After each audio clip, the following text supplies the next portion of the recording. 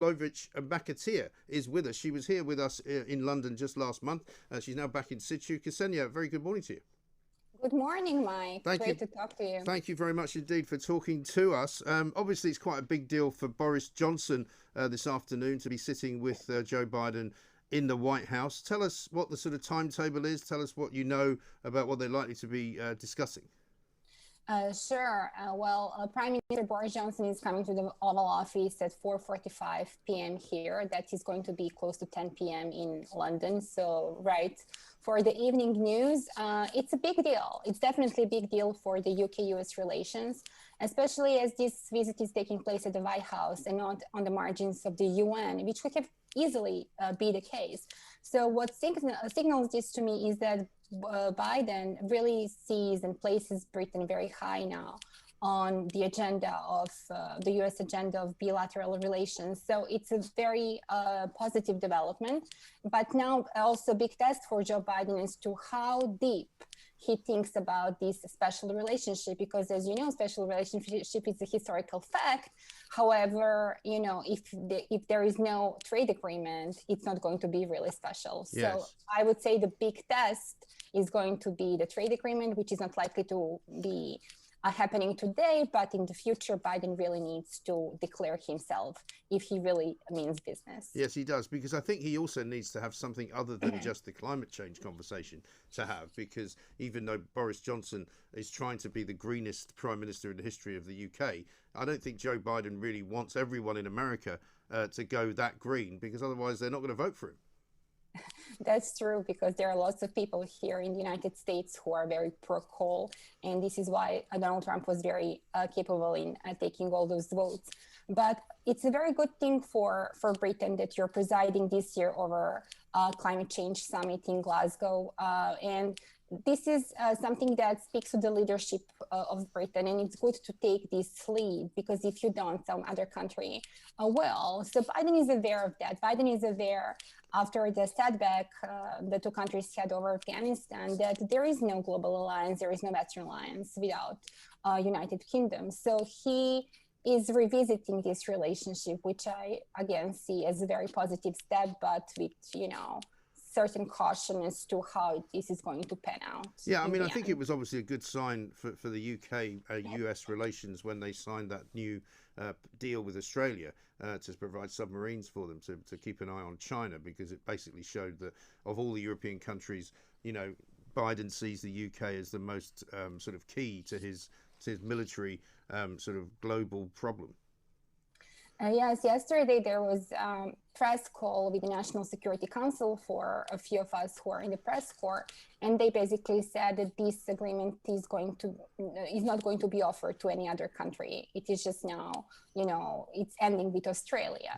So, you know, France is very upset with everything that, you know, is going on, but in the end of the day, you know, it's something that U.S. sees from their, you know, geostrategic standpoint. It was a unilateral decision, but in terms of the UK-US relationship, this is good development. At least this is what I'm also hearing in the Westminster circles among politicians who were criticizing US a lot. They see also this as a good development in their countries. So. And yesterday's announcement about the travel ban being lifted was a bit of a surprise, I think, to an awful lot of people here, because even Boris Johnson, I think, when he was on the plane flying over there, was telling journalists, I don't think we're going to get anything there. I don't think that's going to be something we can look forward to. So that was a step in the right direction. I wonder if they've got anything else to surprise announced later on today.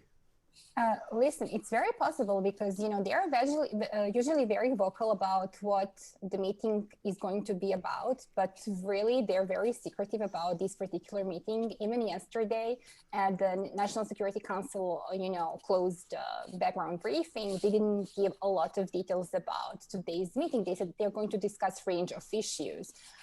While they were very kind of like explicit what to expect during the meeting with, for instance, Modi of India. So it's possible, but in terms of the travel, you know, lift, that was, you know, under embargo. It was, again, also super secretive. We got the notification that we can join the call. So it was a very good development, and I'm very happy that finally we can travel without any problems. Because I have family in Yes. London, so it's a good thing.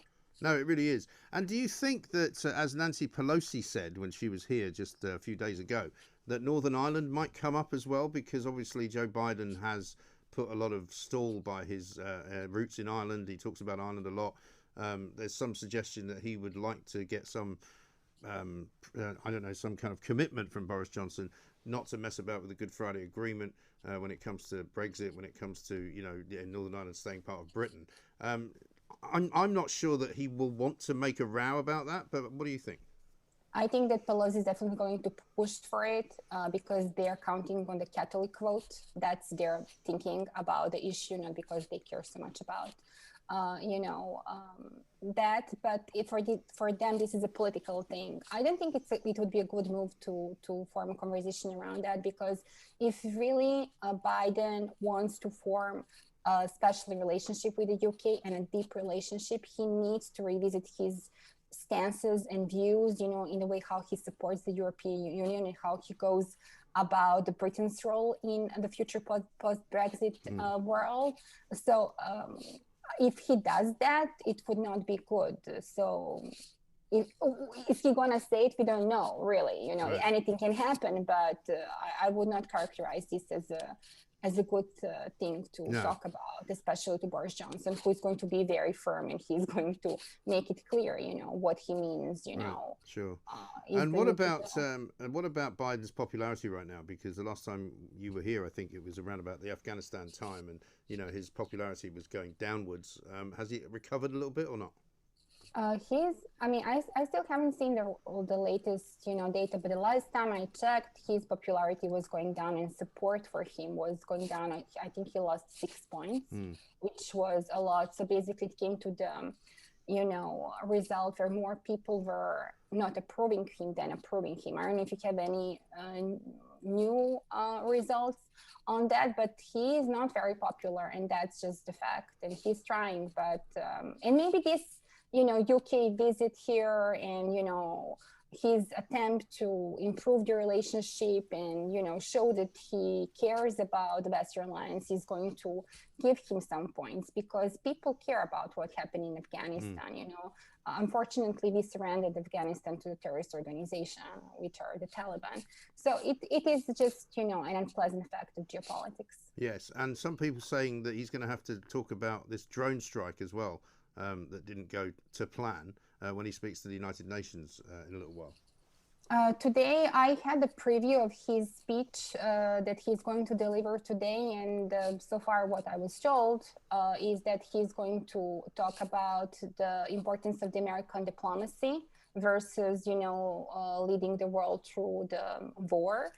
That's going to be one message. He's going to talk about clean infrastructure, economic investments. He's going to talk about counterterrorism.